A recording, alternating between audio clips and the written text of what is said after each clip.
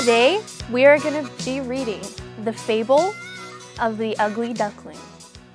Have you guys ever heard of this story? Nope.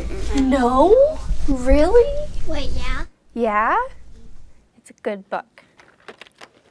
So this is The Fable of the Ugly Duckling. It's actually a 2016 adaptation of the 1844 original story.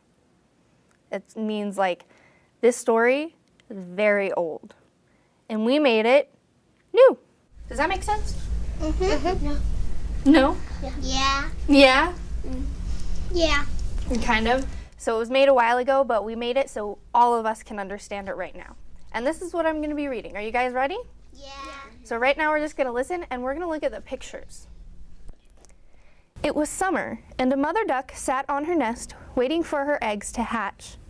She was hungry and waddled a few feet away from the nest for a bug snack. While she was gone, another egg from a nearby nest rolled into her nest and rested with the others. When she returned, she did not notice a new, bigger egg. The mother duck sat back down and waited. She was beginning to get impatient for her eggs to hatch when all of a sudden, one shell cracked, and then another, and from the eggs came soft, yellow ducklings. One egg, the biggest of all, just would not hatch. The mother duck sat down with the egg and waited. At last, the large egg broke.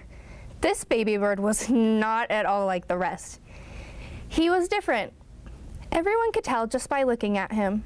This duckling was a lot bigger than the others, with white and gray feathers.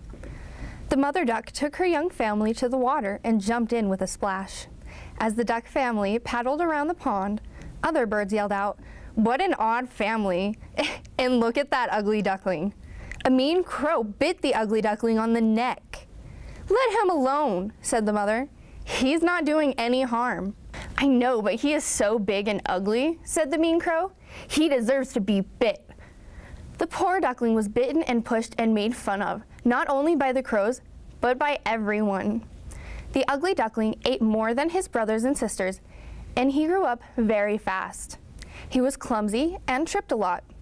His brothers and sisters did not want to play with him. The ugly duckling was sad and lonely. Early one morning while his family slept, the ugly duckling flew away. He looked for a safe place to rest. The ugly duckling found a quiet pond. It was fall. The ugly duckling's mother waited as long as she could for him to return. When he did not, she gathered her ducklings together and they all flew south. Now the ugly duckling was all alone. Many birds came to the pond on their way to warmer weather. The ugly duckling was afraid of the other birds. He hid. One day, a mallard duck landed and noticed the duckling. "Who are you?" one mallard asked. "I am a duckling," said the ugly duckling. "You are so different and really ugly," said the mallard. They pecked at the duckling, they made rude comments, and he flew away with a quack. Once again, the ugly duckling was all alone. He wanted a friend. Maybe if he was friendly to the next birds who flew into the pond, someone would be his friend. The next day, a flock of wild Canada geese landed on the pond. The ugly duckling smiled and said hello. The tricky leader said to the duckling, "Listen, friend, you are really ugly, but we do like you. If you fly south with us, the hunters will see you first, and we will know if it is safe to fly south. Will you go with us?" The duckling was really upset and afraid. He flew to the other side of the pond and hid in the grass. The Canada geese honked and flew away. The ugly duckling was safe, but he was still alone. That evening, just as the sun was setting, a large flock of beautiful birds landed on the pond. The duckling had never seen anything like them before. They were swans with curved, graceful necks. Their soft feathers were shiny and dazzling. The ugly duckling watched them carefully. "Hello," said one of the swans. "You look lonely. Would you like to fly south with us?" Even though there was something familiar about the swans, he was afraid, and he softly said, "No, thank you." He paddled to the other end of the pond. Fair enough, said the swan. The swans spread their glorious wings and flew away. The ugly duckling whirled in the water like a wheel and was very happy. He would never forget those kind, happy birds who were so kind. Winter came and the pond began to freeze. The duckling shivered with cold and felt even more alone. As the weather grew colder and colder, the duckling swam about the water to keep it from freezing. Every night, the space on which he swam became smaller and smaller. Soon, the water froze, so hard that the ice in the water crackled as he moved. The duckling had to paddle with his legs as well as he could to keep the space from closing up. He became exhausted at last and lay still and helpless, his legs frozen in the ice. A farmer passed by and saw the ugly duckling. He broke the ice with a big stick, wrapped the duckling up in a cloth, and carried him home. The warmth of a family home was wonderful for the ugly duckling. The children were excited to have a new pet.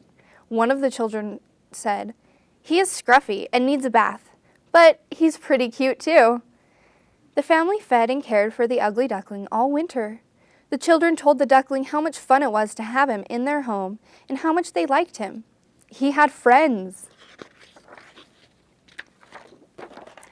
In spring, the farmer told the duckling that he was ready to go back to the pond. The children gave him a big hug and walked to the edge of the water. The clear pond water was just like a mirror. He looked at himself in the reflection of the water. Do you know what? The duckling was not a duckling at all. During the long fall and winter that he spent with the farmer and his family, the ugly duckling grew bigger and stronger and became who he was all along. He was a swan with a long, graceful neck and gleaming feathers. "I've really grown and changed," he said. He also learned how to have a kind heart and spend the rest of his days making sure that no other bird on the pond ever felt as sad and lonely as he. The end. What do you guys think of the story? Good. Yeah? What do you have to say, Jalen? It was really cool. Yeah? What did you like about it? It was because I like because it's big. It's big? Are you talking about the bird that's big? Yeah, that's cool. Did everyone else like it? Yes, Abigail? I liked it because the duck was actually a swan. Yeah, exactly. That's a really good point. Yes, Harmony? I liked it because you finally found a friend. Very good. Okay, we're going to have one more comment. What do you have to say, Liam? I like it because of the pictures. The pictures? Those were really cool, huh? I liked looking at those. Those were fun. So what we're going to do now is we're going to play the kind and mean game. And what we're going to do is we're going to give you puppets, and these puppets have happy faces and sad faces. And I'm going to read a sentence from the story, and what you're going to do is you're going to shout out kind or mean if you hear that the sentence isn't kind or mean. And then you can hold up your puppet with a happy or sad face. Does that make sense? Do you guys have questions? Awesome. So here's what we're going to do. Let me find the sentence.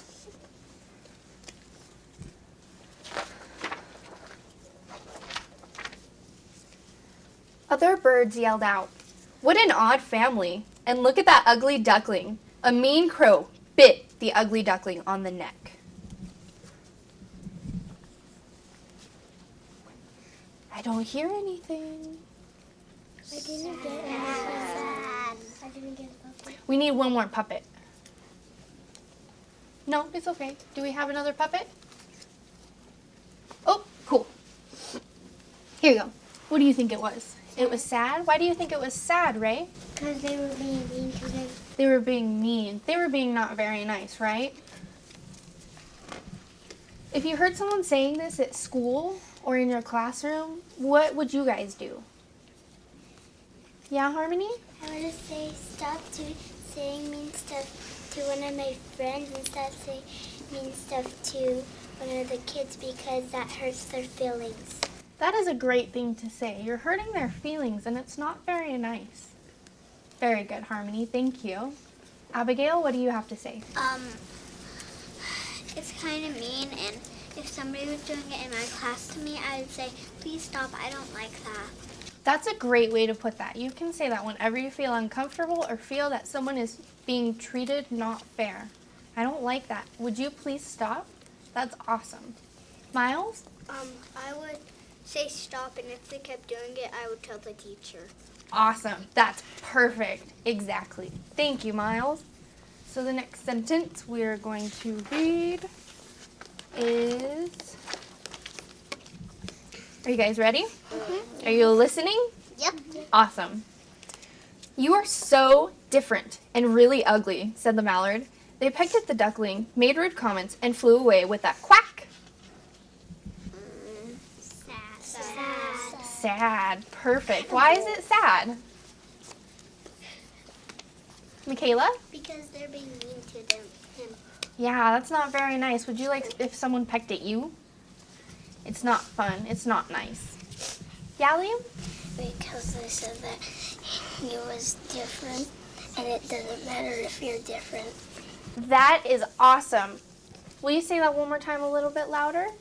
Because they said that he is different, and it doesn't matter if you're different or not. Awesome. Does it matter if you're different? We're all different, right? Mm-hmm. I'm different from you, Jane. I'm different from you, Raul.